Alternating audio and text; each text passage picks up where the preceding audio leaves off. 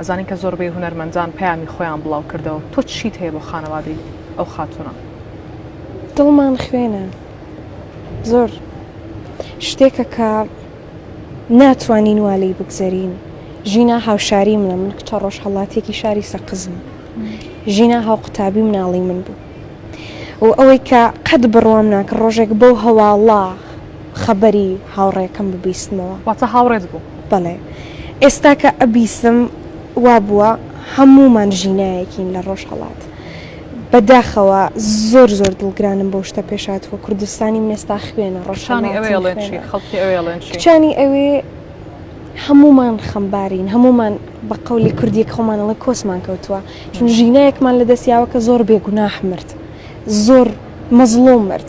ئێمە ئەبێ هەمومان پشت یەک بین، نە بەرامبەر یەک بین، نە کوردستانی ڕۆژهەڵات، باشوور، باکوور، ڕۆژاوا، ئێمە هەمومان یەکێکین. نابێ ڕۆژهەڵات لەولاو بگیرێت ئێمە لێرە دڵخۆش بین. ئەگەر سەنا لێرێ خەریکە کۆنسرت ئەکا 22 مانگ وەکو هێمایەکە بۆ هەموو ژیناکانی ڕۆژهەڵات، هەمومان پێکەوە دەنگەڵێنی، هەمومان پێکەوە ئەخوێنین.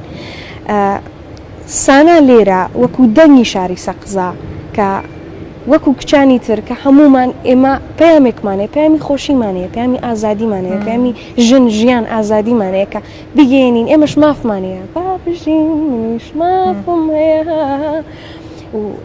وەکو هونەرمەندێک چەکی من